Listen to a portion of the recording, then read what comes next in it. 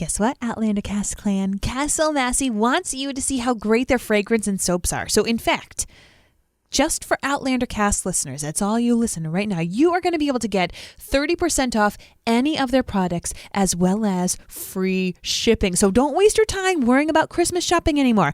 The time is ticking, my friends. So what you need is to head on over to Caswell Massey and enter Outlander Cast at checkout to get that 30% off and free shipping.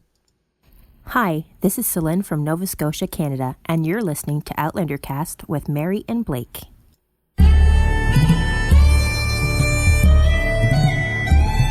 All the way from Providence, Rhode Island, welcome to Outlander Cast. It's a podcast dedicated to the show Outlander on Stars. Sing me a song, the last that is gone, sacred and last behind. Mary's soul, she sailed on a day over the sea to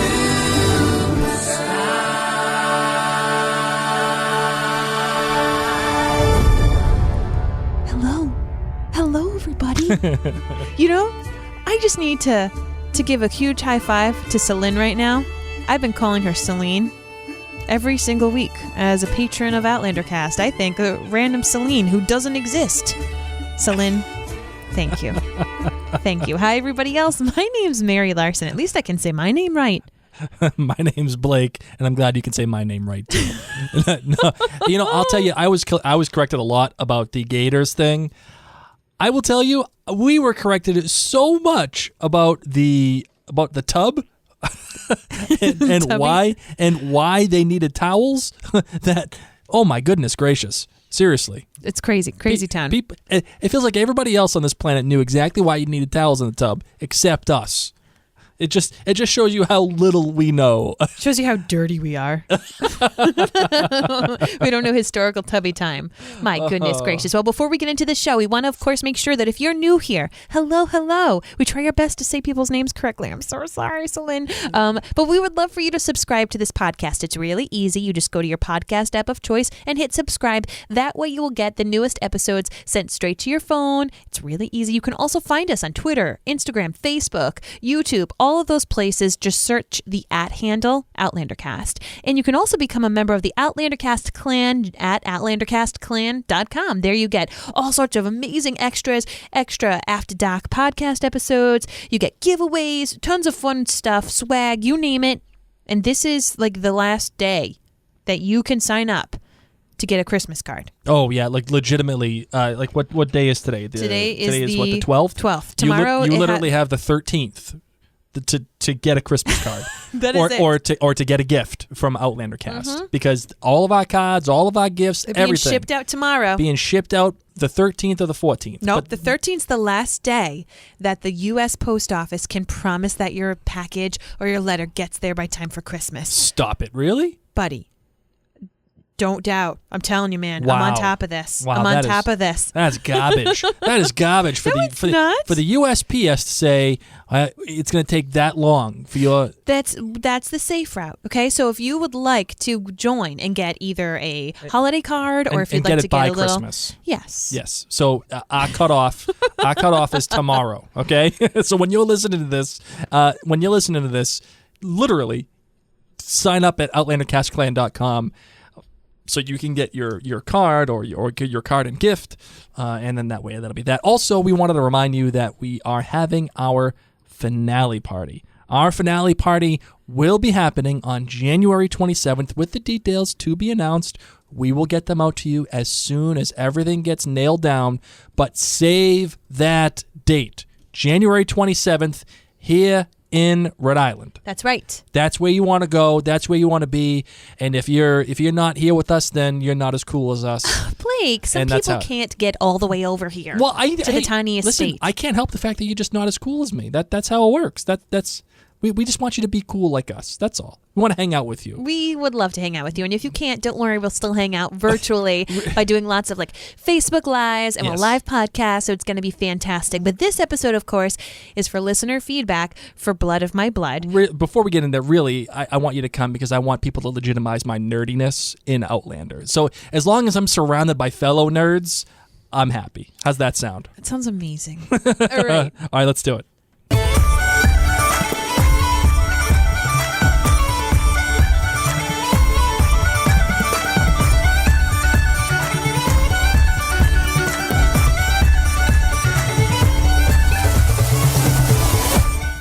All right, starting things off. What do we got, Blake? On the website, Allison Indebaroo chimes in. She says, I'm honestly having a hard time figuring out how to start this comment, since there was so much awesome going on. I think I'll start with saying I'm doing my kilt rating in a special 2-part segment.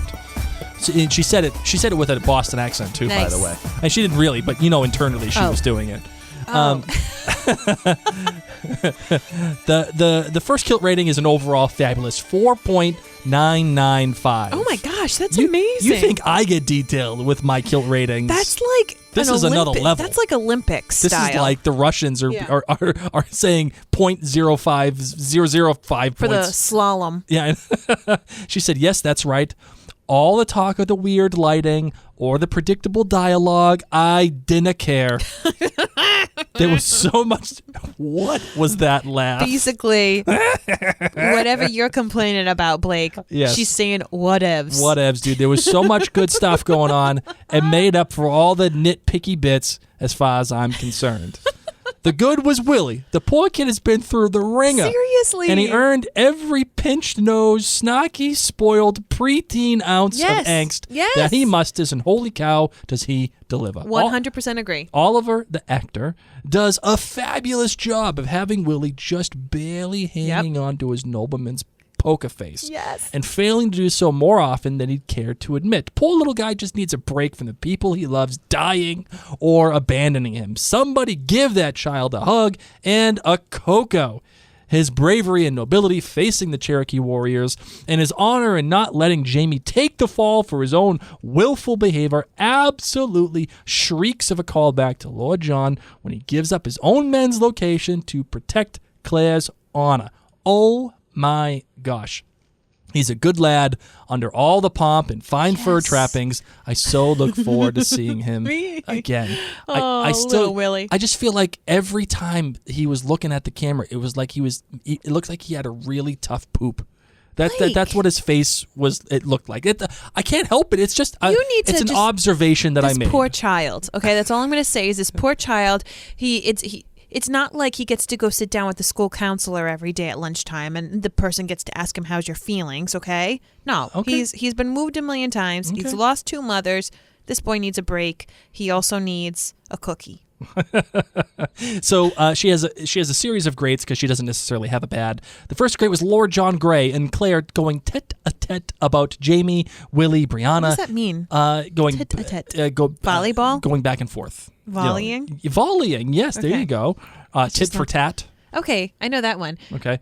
And just the absolute struggle of LJG to come to terms with himself and feelings now that his wife has died. And she feels his heartache and turmoil. The other one was Muratov finding out about Willy and his subtle devastation as he comes face to face with the reality of all time that he's spent away from Jamie and all the things he is not privy to. And Lordy, when he says about Jamie's secrets, I've kept them, each and every one. It says so much about their history together, calling all the way back to Wentworth and beyond. There's so much to unpack there. It's just brilliant. And also the tension picking up throughout the dinner with he and Lord John. Somebody give me a hanky. I'm sweating over here. Yes. Oh my goodness. And then Jamie's quiet reaction in the moment when he first sees Willy. Sam does something with his face when portraying an absolute depth of soul. I've never seen another actor do it. His face shifts imperceptibly, revealing layers of emotion, shades of grief, joy, incredulity, elation, and fear. Sam is a truly gifted actor. His eyes can do more acting in one scene than most actors do in a whole show. And his eyes and Kat's chin should have their own show. All the eye porn, all the chin porn. Possibly with a toe point. With all the toe pointing.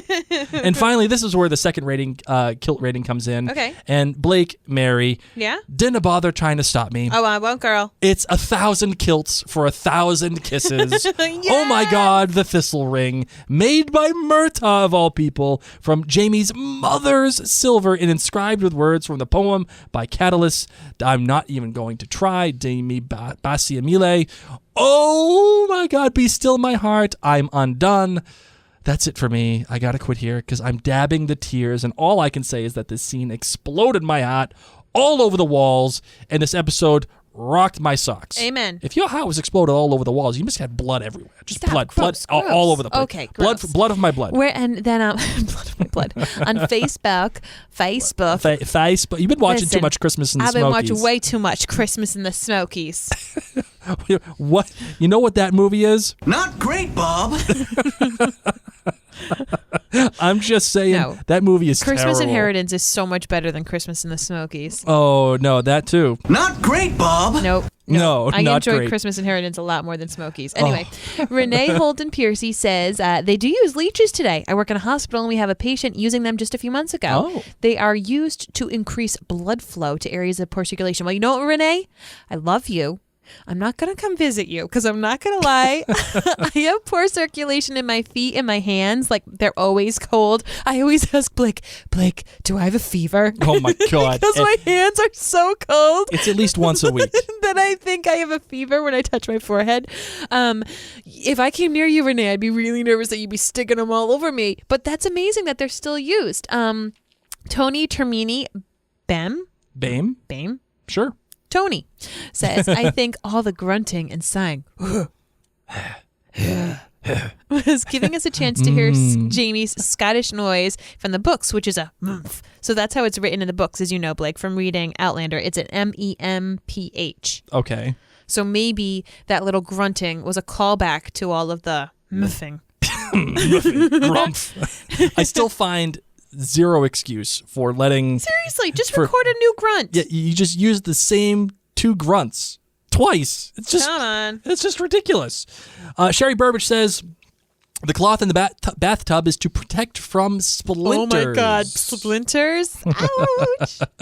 And, oh, goodness gracious. Yes. She said, Happy Land? Blake, come on. No. I can't unhear that. I cannot unhear Happy Land. Bella Lee wrote in on Facebook and she said that wood-fueled home winter bath rules. Okay, so these are the wood-fueled home winter bath rules. So if you have a wood-fueled home, here's a rule to take a tubby.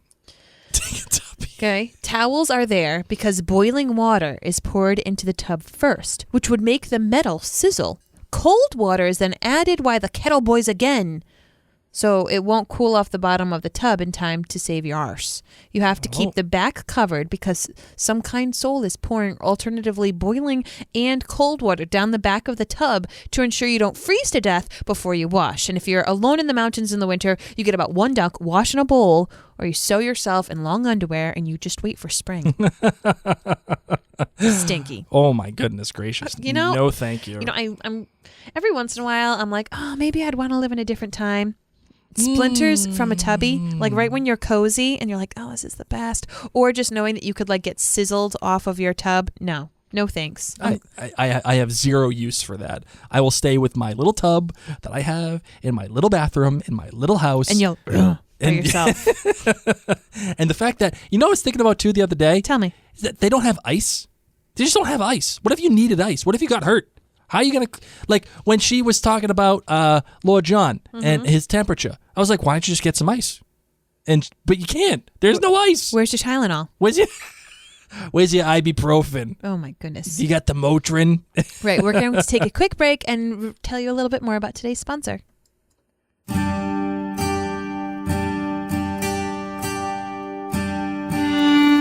So we've been talking a lot about Caswell Massey, and rightfully so, because their products are amazing. They're all free of sulfates, phthalates, and artificial additives.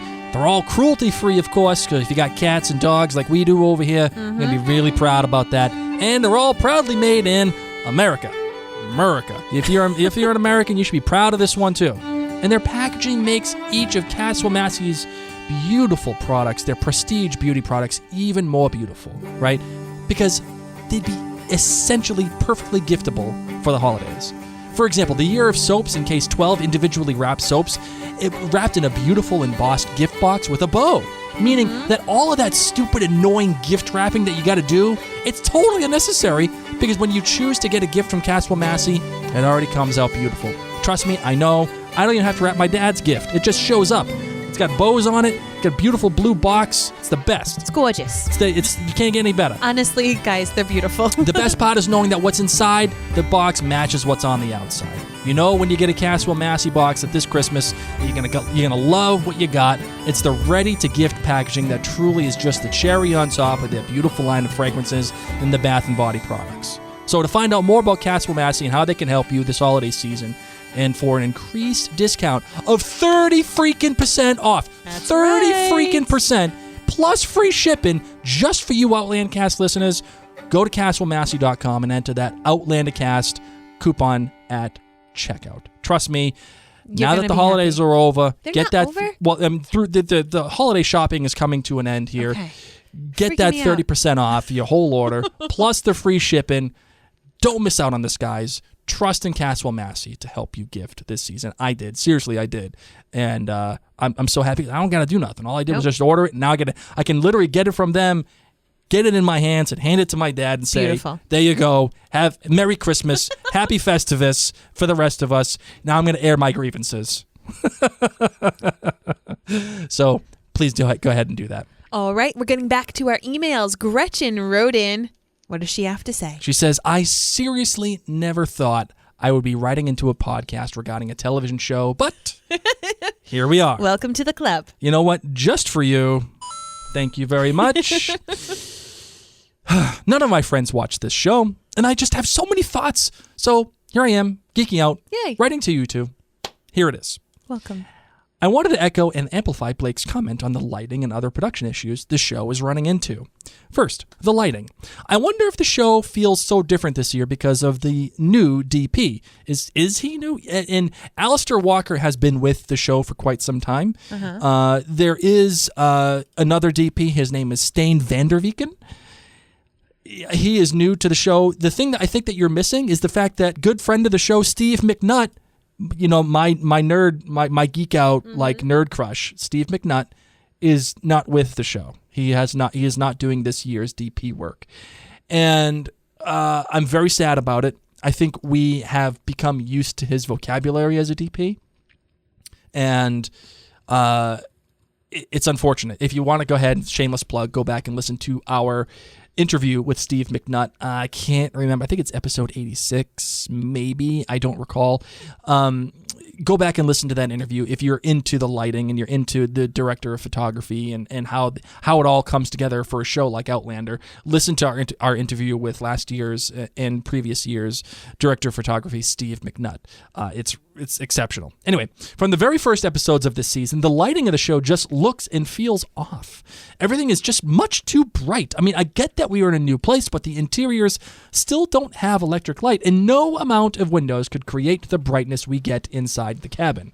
I mean, the tavern and other interior locations, even during the day, and when the characters are at home at night, it feels even more fake. Look at Claire and Lord John's conversation in particular.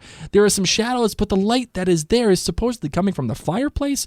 It doesn't even flicker or change. I mean, contrast that with season 1, and almost all of the firelight flickers on their faces. This whole season looks unnatural, and I feel like I'm watching a play, which needs strong lighting to be seen by the audience, rather than a TV show, which can have some shadows. It's frustrating and takes me out of it. Number 2, the obvious errors. There have been 2 that I can think of that remind me that our characters are actually in a TV show. And the first happened in The False Bride. When Jamie was tying the horse to a tree, some of the moss on that tree started to come off, and it revealed that the moss on the tree was planted there by the set decorators. But an even more obvious error was in The Blood of My Blood, when Jamie starts to track Willy after Willy disappears. Look at the tracks. Jamie steps on one, and a board lifts up, showing that these are tracks made in mud and put on a piece of wood, which is then put on the ground. Stop. Then there is the looping of the grunts. Seriously. Well, I'm glad that you noticed it, too. It was 15 seconds, and it didn't even need to be in Katrina's voice. They couldn't do 15 seconds of grunting? Maybe Really? that first grunt, guys, was so good. It was just so good that they were like, maybe no one will notice. And number 3, the CGI. An odd show is supposed to get better and not worse with CGI over time. If they don't have the budget to make it look realistic, then why put it in there at all? The CGI on the ocean looked great last season. What has happened? 4, the sex scenes. I totally noticed the toe point and immediately took me out of it. Plus, both of these scenes seem like such a forced romance thrown in there for the fans and not true to where the characters are. Last season's turtle soup and the finale sex scenes had humor, levity, and passion. And the scenes from the season 1 they were realistic and allowing the characters to be in positions that weren't always pretty. The 2 from this season just seem to be tacked on because it is what the fans expect. Listen, I still love this show and I loved this episode, but it just feels like they're phoning it in in some respects. And it's frustrating, particularly when we know how good it can be. Anyway, it's my 2 cents. Keep up the great work, Mary and Blake. Oh, thank you. I got a question for you, Mary. Yes. Is it because Ron Moore has taken less of a role in Outlander this season? Do you think that these gaffes are happening? Like the grunt? No. Not necessarily the grunt, but I mean, like just all the things that was just listed here by Gretchen. Some of these things are kind of ticky tack, right? And like the moss and the footprint. I don't know. I mean, that's a great question. I didn't notice most of these things. So who knows? Like now that you know what I feel like this is? All right, guys, get cozy. Get cozy. Okay, let's do it. You know when you're dating someone and everything is like new and exciting and you just can't like get your hands off the person and you just want to giggle and it's great, and then things get really serious and it's like good and you're cozy, and then when they do really stupid stuff, like they cram way too much in the back end of season 3 and you're like, what the heck did you do with the first half? Why did that? Why? Okay. You know, that's when you're like, you're able to address some issues that you've got with this person. You're comfortable. It's been a couple of years. So then you're at year 4/5. Mm-hmm. And at this point, you start to notice that they bite their nails and they bite their cuticles. And that part really is kind of like gross. And you're like, whoa. Wow. When that happened? You actually like eat your skin? But they might have done this all along. They might have had this all along, but we were just so entranced by the new love, by the whole newness and excitement of it that we didn't notice. And now that you've gotten comfortable, you're noticing these things. So that's what I'm wondering. Like, for example, did we all say that Kat's accent in the beginning season 1 for the first couple of episodes was wretched? So bad. Yes. But did we get over it? You bet. You know, there were voiceovers in season 1 that we just couldn't stand. We got over it. So I think that there's always been little things here or there that the continuity or just had issues. And I just think that now that we're comfortable, we're in a deep relationship with Outlander, that we feel like we can be like, stop eating your flesh, okay? What's going on with this lighting? Like, seriously, guys, like, how can it be so light? So I feel that's what I feel like is going on. I don't feel like it's taken a huge step back. I mean, maybe in some aspects it's odd, but I also feel like they're trying the best they can. I mean, they're messing up seasons in this show. They're messing up lighting. It's like they're just trying their best, okay? I still love them. You know,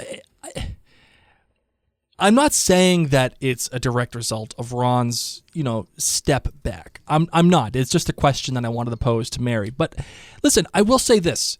When you have an announcement like Ron, how he's taking a step back, and Matt and Meryl are taking the everyday, day-to-day reins of the show, it's just red flags. That's all it is. It's just red flags for me, where it's like, oh, are we in the best hands right now? Like, are these experienced showrunners, which they're not? Are these, are these the guys who know exactly what to do at the right moment because they've run one of the top 5 greatest shows of all time? No, they're not. It's just red flags. That's all it is. That and it's a little scary for me. From Susan, my darling, what do we got from Susan? Susan has written in and she has said, I have to give this episode 5 kilts. Just like with Savages, I feel like the writing has really improved over the last few episodes. I don't know if it's because so much of it, especially the Claire, Lord John stuff, is directly from the book, but even the new scenes, like the ones with Jamie and William, are really well written. Her GBG, the good. Jamie's replacement silver ring for Claire, straight out of the book. The bad. If I had to choose anything, I guess it's the wigs. Did they give William a terrible red mullet wig to match Sam's terrible wig? The great, a blanket great to the acting. Everyone was on their A game, but I especially want to mention Sam Hewen, who is just killing it with these last few episodes. The subtext to his scenes with Willy, yummy. My overall takeaway from this season, and what I've loved most about it, was that all about the character. Even though not a lot has happened, the raging undercurrents of emotion were amazing. Okay, one bonus, bad. Did Claire really have to lie out there in the cold while the dudes were in the house knocking back the moonshine? Not cool. Not cool. Oh, and one for book readers. Not great, Bob. Seriously, why did they leave out Jamie teaching Willy the gralch, I can't spell, prayer over the deer? I don't know. Although when the deer thing happened, Yes. all I could think of was Star Wars: The Empire Strikes Back. I thought they smelled bad on the outside. I don't know why they would have left that out. It is, I don't know. Who knows? I don't know. Hey, listen. Again, this episode was good. It was good. I'm not throwing 5s around. In fact, I've found that there have been better episodes this season. And while I liked the episode, I didn't find anything of real note, of real remark. And what I mean is, by remark, I mean things like America the Beautiful, from Ray Charles. That is of real note. Battle Joined with Blackjack Randall reaching out and touching Jamie right before he dies. Real note. The wedding. That is something of real note, and that those are deserving of 5s, where you're like, wow, this is a seminal moment in this television series. Even the Garrison Commander, just stuff of real note. And I understand that people loved this episode, but I kind of want to pump the brakes on it, just a little bit. I know I said that last episode, but let's calm down. Let's calm. This is good. Why are you calming down so much? Because I don't know what happened that was whoa. Lots of things, okay? Just hold your horses. Let's read Meredith's email. All right. You had your chance. I did. Meredith said, I loved this episode. I did have my chance. I know. You're right. It was definitely 5 kilts. My GBG is as follows. The good was the tension between Murtaugh and Lord John. I told you guys that they wouldn't get along. And some of it is possessiveness over Jamie's friendship. Yes, you are right. Absolutely. Bam! Just like that. A winner! But my bad was that there's no Ian or Fergus in Marsali. But I guess that there was only so much room in that small cabin. And my great is the parallel that exists between Claire and Lord John. They have both spent years married to people who they couldn't truly give themselves to. And Claire cherished Jamie's child in his absence, just as John does right now with William. On a side note, I thought it was out of line for Claire to accuse John of spying on Jamie for the governor. But if you knew that the Lord John Grey books, you'd know that his main profession is, in fact, espionage. That's right. John is always gathering secrets and reporting them back to his superiors. He's the 18th century version of James Bond. He's not spying on Jamie, of course, but Lord John Grey is a spy. Make no mistake. Thank you, Meredith. Okay, the OutlanderCastClan.com. We had some wonderful people weigh in there. Carolyn Welch said back in those times, there was no drain in the tub, so a sheet was used when the person is done bathing. It would be easier to discard the dirty bathwater. You get 2 people and carefully take it outside and pour it outside. Wow, I did wouldn't that just drip everywhere? Maybe it's like a tablecloth, like the kind you use when you go camping.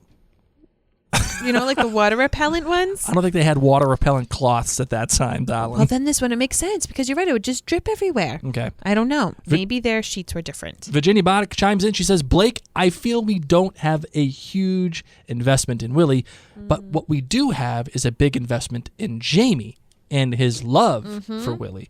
So I watched it from that viewpoint, and I burst out laughing at the tubby grunt talk. It made my morning. You guys are fabulous. You know, I agree with you. I think that your love of Jamie and his love of Willy is important. It is worthy of our time. However, I still cannot look beyond the fact that we just haven't had a lot of time with William. We just haven't. And seeing him and doing the things that he's doing, yes, it was great to have that time. And I think this is a good building block for what is probably to come between William. I am positive that Lord John comes back. I am positive that William comes back. And I'm also positive that William plays probably a much larger role in what is the future for Fraser's Ridge. I'm positive of that. Interesting. So I think this is a good stepping stone into that direction. All right, my darling, you ready for the voicemails? You bet. All right, let's start with we'll start with the only one on the hotline right now, okay? Mm-hmm. Hi, Mary. Hi, Blake. I'm so nervous about this, but I'm really excited.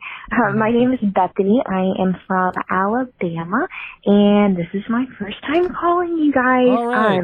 I just so happened to discover you guys a few weeks ago. I've been on the Outlander train for quite a few months now. I watched all first 3 seasons, and then I started reading the books, and have started watching the 4th season now, and obviously I'm obsessed, otherwise I wouldn't be calling.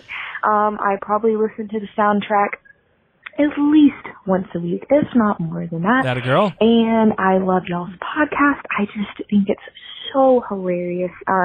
It brightens my day. I've actually was listening to y'all's season 4 podcast, but I started going back, and now I'm listening to season 1 just because I love it so much. But I'm just so appreciative of what you guys do, and it is so much fun. I love it. And yeah, so basically the only thing I wanted to comment about on the last episode was definitely the side eye that Murtaugh was giving Jamie and everyone else about the whole issue about John coming over, and it was absolutely hilarious because I thought he was so salty the entire time. He just could not keep it in. But anyway, thanks. If I make it on air, I'm going to be so excited. Oh, yay! Well, Bethany, you did. You made it. You just made it on the air. Your name has been put through whatever way you listen to this podcast. Maybe you're driving in the car. I don't know what you're doing, but whatever you're doing, welcome to the family, Bethany. Welcome. Again, I'm going to play it again. Yay! Thank you very much. And if you're listening to our season 1 podcasts, I want to speak for Mary when you're listening to this, and Okay. I want to say this. Please. I'm sorry. I'm sorry Elaborate. for those early season podcasts. Some of the stories that we've told, and a lot of you know already. But for those of you who are new listeners, right now we have a custom built studio in our basement, and I built it out, and I'm very proud of it. And it obviously you get the great sound. Everything sounds very professional, and it sounds great because I'm a psycho and I want everything to be perfect. However, in those early days, we had a brand new newborn baby who was very colicky. We lived in an old, rickety apartment in the center of Providence, and we were doing it in our dining room, on the dining room table with all this podcast equipment spewed everywhere all over the dining room table, and it's echoey, and it was all the edits, and it was just so bad. But so I just wanted to say, thank you very much for going back to listening to them, and welcome to our loud, Welcome to the clan. crazy, dysfunctional family. All right, here we go. Let's get to the great sound here on SpeakPipe. Hi, Mary and Blake. This is Laurie from North Carolina. I'm very sad that they decided to film this season in Scotland, though I understand the money and time constraints. It's amazing how much it does, in fact, look like the mountains of North Carolina. My good in this episode was the amazing reunion with Murtaugh and Jamie and Murtaugh and Claire. It's just so moving. My bad was just everything to do with the Muellers. It was very, very sad, and I hated that we lost out on seeing the relationship with Claire and the healer more. I felt like that was such an integral part to her really getting to know the area and getting to know the people there. My great was all of John Bell's expressions when he first meets Murtaugh. Just his smirks behind his back and rolling his eyes and the old coot. It just so much joy. Anyway, I just wanted to let you know how much I'm enjoying listening to you guys. And it's the first time I'm calling in. Thank you. All right, we got another one. Thank you, Laurie, very much for calling. Obviously, Laurie was talking about last week's episode. So thank you very much for calling in and letting us know about your thoughts about that. Let's get the next one. Hi, Mary and Blake. Jim here. Hello. From Dunfermline, Scotland. Hey, Jim. Long-time listener, first-time caller. All of your right. incredible podcast. I've just this minute finished watching episode 6, Blood of My Blood. First of all, it was great to finally see Jamie reunited with young Willy after so many years, but truly heartbreaking that he couldn't tell him they were father and son. Also, the dynamic between Claire and Lord John Grey was something I think we've all been waiting for. They had to have it out, and that they did, and it was done incredibly well, in my opinion. David Berry's performance was, as always, exceptional. The way he emoted when discussing the challenges he faces as a gay man, hiding his true self, and the loneliness he experiences was again heartbreaking. Overall, I enjoyed this episode and look forward to following more of Bree and Roger's story next week. Speak to you soon, guys, and live long and prosper, Outlanders. That is great. You know what, Jim? You get this. Live long and prosper, I baby. love when we find our people. You just all of our people. You're amazing. I look forward to Roger and Bree as well. All right, we got one more. Hi, Mary and Blake. My name is Constance, and I'm calling from Baltimore, Maryland. I really look forward to listening to your podcast every week. You guys are so much fun. I have to say I was a little disappointed in last night's episode. Why we didn't see any Ian and Rollo, I don't know. It's great having Murtaugh back, but it's just kind of it's changing so much of the storyline, and I understand that adaptations need to be made and all that. I have an idea though about Murtaugh from last week. Remember the girl that Jamie happened upon who was married to Pie Hussey. She was the silversmith's wife, and she kept trying to lure him in the house. Pie Hussey. What if there is the remote possibility that she could be connected with Murtaugh, possibly even be his wife? Just a thought. Anyway, I'll leave you with that. Thank you, and I look forward to listening to your podcast tomorrow. Thanks. Bye. Oh my gosh. Thank you, Constance. Oh my gosh. Hold on. You know what? We're going to play it for Constance.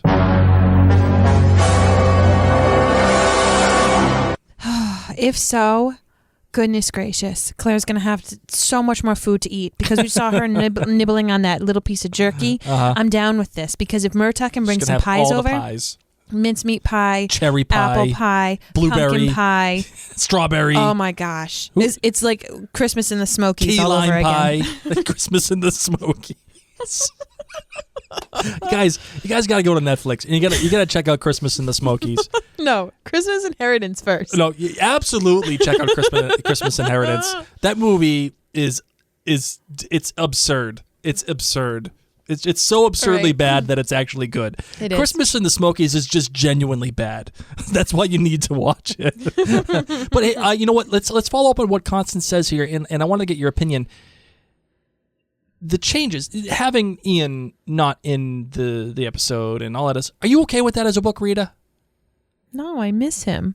So, but there would have been too many people in the house. I don't know. I really don't know. I miss him. Okay.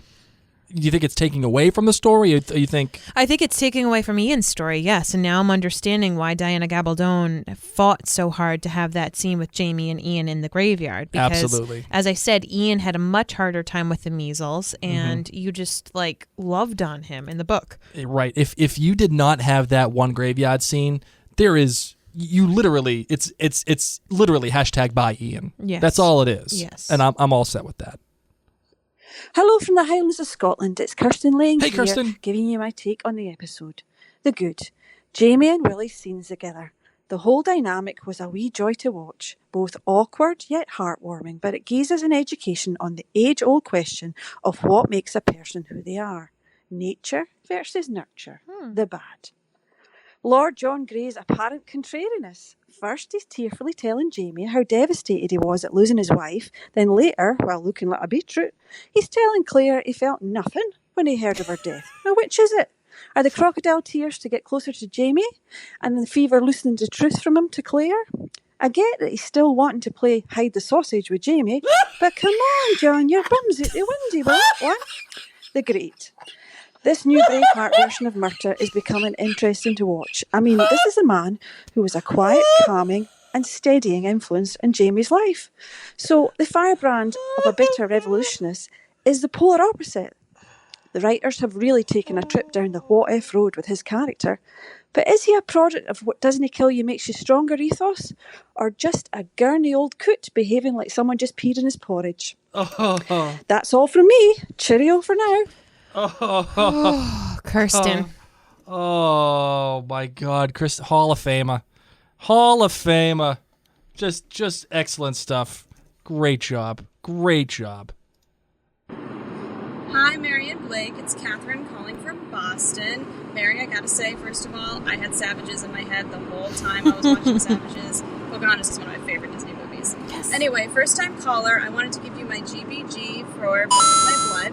My good was Murta. I mean, obviously, but the fact that he was in these scenes creating so much tension with Lord John Grey, I couldn't even imagine the scene without him now, and I'm so glad that they kept this character in. Plus his bond with Jamie when he promises to keep his secrets, man, it's so rich. I love it so much. My bad for this episode? Yeah, Willy. I mean, this kid's fine, but if you're Jamie Fraser's son, I feel like you gotta have something going on, some charisma. He didn't have any spark, and I had a hard time believing Jamie cared for him as much as he did. But that leads me to my great, which is Sam Heughan's face acting. Holy smokes. This guy can act using every muscle of his face, and I was just all for it. Agreed. He sold all the emotions of the scenes with Willy, and even though I didn't love the actor, I loved the scenes because of Sam. So thank you guys so much for this podcast, and I'm really excited to see where season 4 goes. This season is making me love Drums of Autumn, and I never did love the book, so I'm excited for what's next. Yay. Talk to you later. That a girl, Catherine. I'm excited you love it. I love this book. But I'm really pumped that you're loving it too. Good Boston girl doing some multitasking right there. Driving to work, getting ready to go, and calling the podcast. Love it. Hey, Mary and Blake. It's Kelsey from Western Canada again. Hey, Kelsey. And my rating for this episode is a 4.75. I loved it, but didn't have me screaming at the end, so I want to say my big 5 for when I really cannot wait a week to see the next episode. My good for this week is Claire and Lord John Grey's conversation in the cabin. As someone who hates confrontation and avoids it like the plague, I was super uncomfortable watching this and just wanted to scream at Claire for even bringing it up, but they did a great job of it. My bad is when Claire gets the new ring and she says, "Your mother would be so proud to know she raised such a thoughtful son." I was like, don't bring up his dead mom right now. And it kind of sounded like when you're giving positive reinforcement to a little kid, like, yeah, we all know he's a great guy. Just take it and get to bed.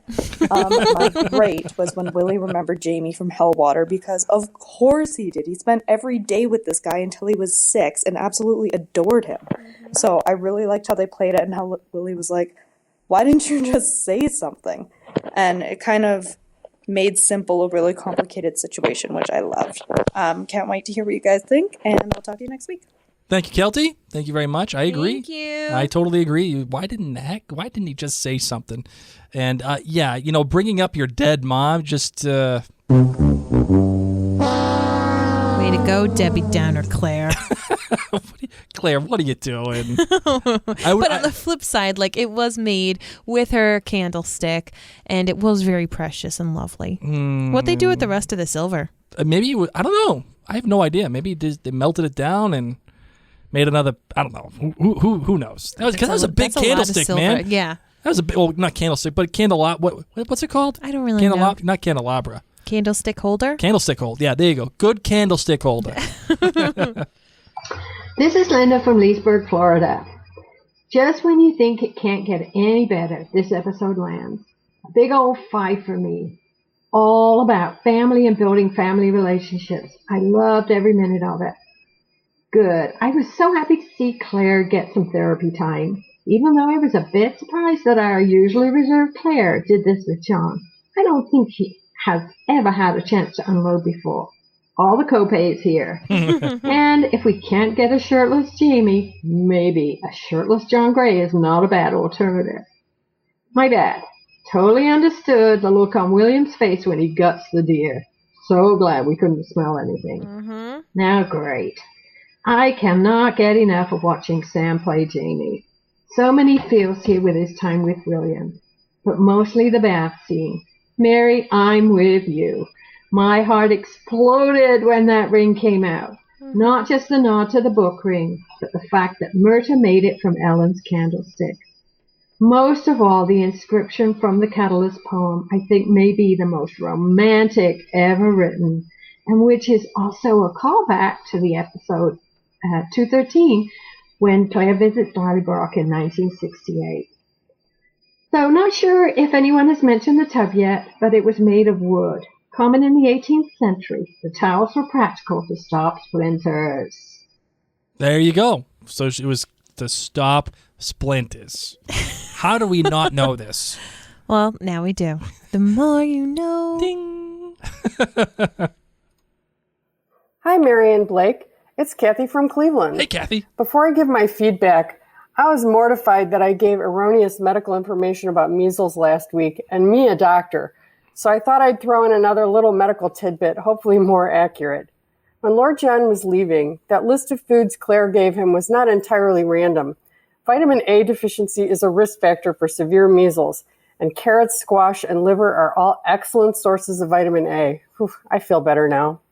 Now, to the episode 406, Blood of My Blood, also known as Little Lord Fauntleroy Goes Camping and Gets More Than He Bargained For, or Grumpy Uncle Myrta ruins a perfectly nice family dinner by talking politics. I'm giving this 5 kilts. I haven't stopped grinning since it aired. My face hurts. My good Oliver Finnegan's performance as young William. He had to show us grief, fear, wonder, and confusion, all while trying to act grown-up and proper, and also show us that it's too much for an 11-year-old boy to handle. Well done. My bad, where the hell is Ian? And my great, seeing our lovebirds finally home alone, snugged up, safe and happy, trying to count to 1,000. Honorable mention goes to David Barry. The scenes with Claire were tense, heartbreaking, and even a little funny. And even looking half dead from the measles, that man is hot. Thanks, guys. Can't wait for next week. He's a mighty attractive man. I'm not going to lie. Listen, we have one more voicemail, and all of these voicemails, all the ones that sound just absolutely pristine, just amazing in your ears, they are happening because they are calling on SpeakPipe, which is an app that we use on OutlanderCast.com. Just go to OutlanderCast.com, click the little button in the top right or where it says Engage. It will drop down and you'll see a menu button where it says Call Us. You'll have 2 options. One, you can call the hotline at 503-454-6730, or you can use SpeakPipe, which you just hit the button and it will automatically take advantage of your computer's microphone or the microphone that you have on your smartphone, and it will send a beautiful, pristine sound to us. I love the SpeakPipe app. It sounds great. Just go ahead and try to use that one. Okay, my darling, you ready for the last voicemail? You bet. Let's do it. Hi, Mary and Blake. This is Sharron calling from Chicago. I had so much fun last week that I thought I would call in this week. I'm going to give this episode, Blood of My Blood, at 4.8 kilts. I really loved it. There's so many things to love in this episode and only a couple things to dislike. So overall, it was great. for my good, bad, and great. So my good is at the end of the episode where Jamie and Claire, after tubby time, they're sort of kissing and counting kisses, and Claire goes 1, 2, 5, and Jamie says 5. That was really sweet. The bad was the gutting of the deer. I really didn't need to see that, and it was kind of a waste of time for us to see that, so wish they hadn't done it. But it's tied with Ian, the issue with Ian, ongoing issue with Ian of him just sort of disappearing or not being there or not even giving anything to the scene. I think the main problem with Ian is that he has no character arc, and he doesn't change after every scene like a good character should. For instance, Willy, in this episode, we don't know a lot about him, but we learn a lot about him, and Willy changes at the end of the episode. Even the characters we know quite well change after every episode, and that's what's important, and that's what's lacking in Ian. My great is when Willy turns back and looks at his father, even though he knows it's not his father, the look on his face, and the look on Sam's face, a.k.a. Jamie. I just thought that was precious and lovely. Thanks a bunch. See you next week. Sharron, for that comment about Willy, and every good character, every well-written character has to have an arc, whether it's something small or something that's much larger over a period of time. Let's just say for a season. Sharron.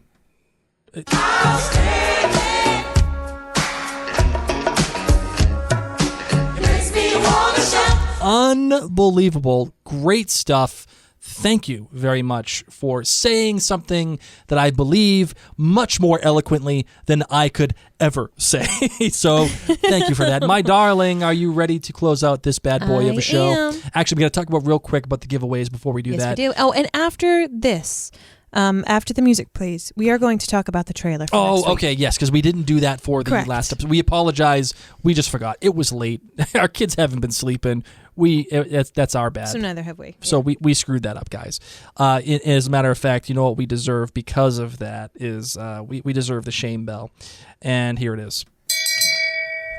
Shame. Sorry. It's true. Sorry, guys. We want to talk about the giveaways. It's the same giveaway. You can choose one set of three bar soaps from Caswell Massey, and you can find both of the giveaways, one at OutlanderCastClan.com and the other at OutlanderCastClanGiveaway.com. Okay, if you go to the OutlanderCastClan.com, you sign up to be a patron over there, you'll increase your chances at getting one of the 3 bar soap giveaways. Okay, and everybody else that's on this planet is allowed to sign up for the 3 bar soap giveaway at OutlanderCastClanGiveaway.com. Okay? So those are the giveaways. We got you. All right, let's close this out and let's get to the juicy stuff for that trailer.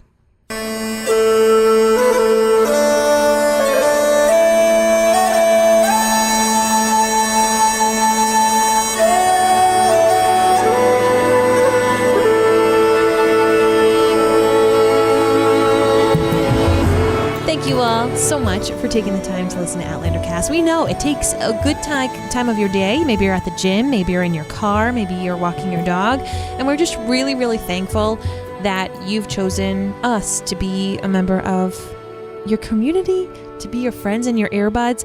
I'm going to tell you a little story. So, I got into podcast really, really early, and they were my friends. When I went to school, I was a music major, and I didn't have a lot of friends in my year. I had friends who were older than me. I had friends who were younger than me. But in my main classes, I don't know, there weren't a lot of people that I clicked with. Yep. But I clicked with some podcast hosts. And I would listen to them as I studied. I would listen to them as I folded my laundry. I would listen to them on my walks through the quad. And I will never forget the first time I laughed out loud. I had headphones in and I was walking across the quad and people were looking at me. And this was when podcasts weren't a big thing. So they probably just thought, like, that girl's crazy. Why is she listening to music and laughing? And so I want you to know that if this is what our podcast is for you, if you feel like you don't have a lot of people you can geek out about Outlander with, or if you just feel like you've had a lonely day and you get to sit in your car and you feel like you have 2 friends with you, know that we have been there. And that is why we podcast. And we are thankful, honestly, thankful that you take the time to listen to this. Thankful that you take the time to write us a review. Thankful that you're a member of our Outlander Cast Clan gathering. Thankful that you're a member of the OutlanderCastClan.com, that you actually enjoy us enough to donate as little as $2 a month to keep this going. It makes a huge, huge difference. And, it seems trite to say, but, I say it often to everybody. We are honored. We are thankful, but we're also honored that you listen to us and you take the time to download it and subscribe and write the reviews. And for those of you who are coming in here and doing the listener feedback episodes, I listen to podcasts as well. I listened, my first podcast ever, it was Jay and Jack on Lost, right? And I just geeked out over Lost, and I could nerd out with Jay and Jack. And all I wanted to do was just call them and email them and talk to them. But I was always such a punk. I could never do it. So for those of you who are doing it and you're talking with us, trust me, man, this whole podcasting thing, it's here to give you the voice that you deserve. Agreed. You're nerds with us. And, Agreed. And I put the call out to the nerds and you all answered. And I'm so excited about that. And that's why we're having the finale party, because just like you said, Blake, you wanted to chat with your favorite podcast host, so we want to chat with you. So in addition to those of you who have taken the time to write a review on iTunes or your podcast app of choice, we want to let you know that we are now currently up to 495 written reviews in iTunes. Hey. My hope and goal is that we can end 2018 with 5 more reviews. So if you haven't taken the time to write a review, not just put the stars, but write a review, you can do it right from your phone. It would make a huge difference and mean a lot to us. KT Gator says, great companion to the show. I found this pod on accident. I seriously don't remember how. And I love Mary and Blake's discussions. I may rewatch This Is Us so I can listen to their reactions. Yes. After each episode. Shameful plug. Go to maryandblake.com and check out our other podcast dedicated to This Is Us called This Is Us Too. Thank you, Angie, Carolyn, Celine. Celine. I did it wrong again, Celine. I did it wrong again. I'll never do it wrong again. I'm wrong. Cheryl, Diane, Heather, Jennifer, Lauren, Linda, Marilyn, Mary, Michelle, Patricia, and Summer for being our associate producers on OutlanderCastClan.com. Also want to thank our co-producers, Barbara, Carolyn, Christina, Dana, Dieta, Janet, Keelan, Kirsty, Lisa, Liz, Marianne, Meredith, Raynal, Rita, Sharon, Sue, Tara, Tina, and Tracy. And last but not least, our executive producers, Anne, Bobby, Jen, Martha, Peg, and Sarah. Thank you guys all so incredibly much. Don't forget to stay tuned after the end of this music so you can hear our reactions about this week's trailer.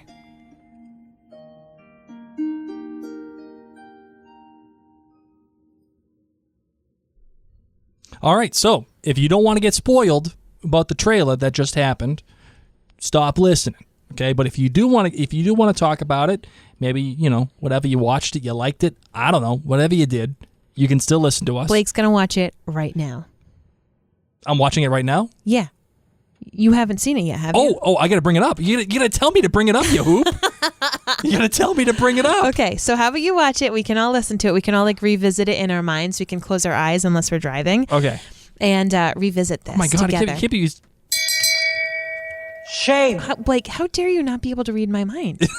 Seriously. All right, hold on. I'm bringing it up right now. Okay, hold on. Yes. So often I've burned for you. Oh, I'm still on the grunting. Okay, hold on. No, hold on. Everything's in my power. Nope. Oh, it's coming, guys. Okay, so those of you who've already seen it, you know. There's three things that are shown. Let's revisit this together. First, we'll listen to it together, and then we'll dissect it, Blake. Oh, it's coming up. Hold on. Here it is. This is Blake's first time watching it. This is how I think we're going to do it each week. What do you think? No, it might be a good idea. I know. Okay, here we go. Yeah, Sony Pictures, whatever. Stars Original, where it should say, we're going to spoil you for next week a little bit, possibly. Okay, here we go. Time is not a reality. Oh! It's a concept or a measure. There's going to be a fire. Huh? I can prevent their deaths if I go to them now. I'd like to buy passage on the Philip Alonso. A wise man leaves the things beyond his power to the gods. But on this ship, everything's in my power. Do you hear that? So, now let's watch it again with some commentary. Well, Let's pretend to be Ron Moore. Okay, hold on. Okay. I gotta... You got this. It's okay. It's okay. Your initial reaction on a 1 to 5 scale. Now we're getting somewhere. What would your initial reaction on this one little trailer be? A kilt rating? Yep. All right, I'm giving it a 4.8. Nice, which is pretty much a 5. Nice. I'm giving it a 4.8. All right. I'm ready. I'm so ready for it. let's talk this through as it happens. Okay.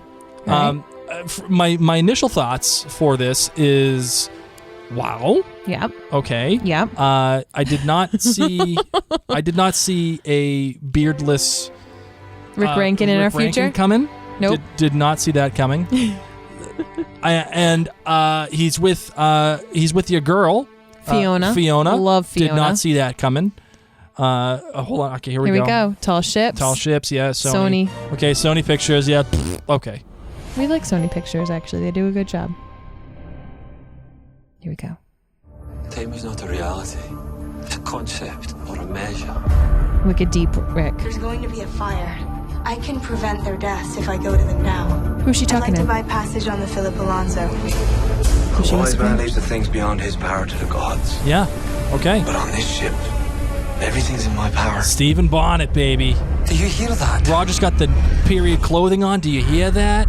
Oh, Okay. yeah. Okay. Okay. So it's snowy time. Snowy time. Snowy time for Roger. Okay, He's got yep. the period clothing on. No beard. The beard game's not on fire And we anymore. see Fiona in the outfit that is actually in the opening credits song. Yes. Because we've been seeing someone standing near the stones in the green with a modern purse with like dark hair ringlets that you said almost looked like Claire's. Yes. But I've been saying all along, why would Claire be traveling through the Yeah, it'd be stones stupid, with yeah. a modern purse? Right. You know, like what's going on? So now we see, oh, this is Fiona and she must like touch the stones or Right. something And then afterwards. and I wonder why she touches it. There's no way she goes back in time, do you think, right? Well, I'm not going to ask you because you probably already know. I'm going to say no, she doesn't. And I'm going to say she touches it after Roger touches it and she sees him go through the thing. Oh my God, she needs all the copays. She's going to need every single copay that ever was. All right. And so now we got Stephen Bonnet back. Now I'm in. I said that the main conflict had to come. And here's the thing. Here it is. I still maintain that Lord John and Brianna are going to have a run-in, okay? Because they're both going to end up going to Virginia somehow, some way. It's going to happen. But here's the real issue. It's going to be Stephen Bonnet and Brianna. Something bad. Nope. She's going to recognize that ring. And as soon as she does, he's going to be like, "Oh, this person knows this ring. I can't have that." And he's nothing good's gonna come out of this. Nothing good's gonna come out of it. All right. And I feel like Stephen Bonnet's gonna give her the business. Who do you think Brianna's talking to? And she's like, I found out something bad happened. I think that's we're gonna see things from Brianna's perspective before she leaves. Okay. And I think that she's probably talking to somebody. I don't know. Here's my thing. I also believe this is exactly when we're going to see Frank, and we're going to see Frank's. We're going to hear about Frank's letters to the Reverend, and we're going to see the research that the Reverend did, and Brianna is going to find out about it, and we're going to get the Frank voiceover. We're going to see Frank, how he moved on. All of this is going to happen. All of it's going to happen. Okay. And she finds out because of the letters that Frank wrote to the Reverend, and she discovers the letters somehow. That's what happens. Interesting. I guarantee you, when she found out, she went to Scotland and she found out about those letters somehow. So that is that. And you know what? Mock me.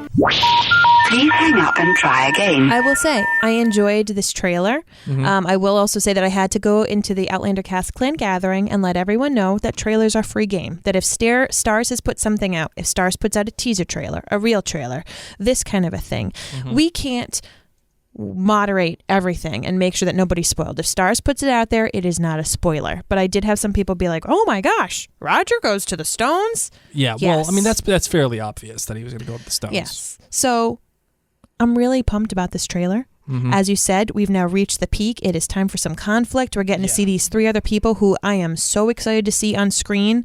All three of them, I think, already have done an amazing job with which little time they've had on screen so far this season. Right. So I'm pumped to see them have a really big episode. And I'll tell you, we've had a lot of... We talked about it last podcast episode, how this season so far has felt episodic. it feels like now in episode 7, the threads that have been established in the first 6 episodes are going to start weaving together finally. And seeing Roger in the way that he is, and he's dressed in period clothing. He's got no beard. I mean, he's going. That is it. We're finally going to get some payoff here, and that main conflict. Something bad happens between Brianna and Stephen Bonnet. It's a guarantee. Interesting. Something bad happens, and that is what is probably going to propel Brianna's story, and it's probably what's going to propel Roger's story once he finds out what happens to Brianna. And that's just my opinion for what it's worth. And I still think they're going to run into Lord John too. That is what it is. All right, my darling, you ready to close this out? Yes, I am. All right, let's do it. What? We don't have like music or anything. Yeah, we already All did right. the music. Bye, guys. My name's Mary. Your name's Blake. And my name's Blake. And you've been listening to Outlander Cast.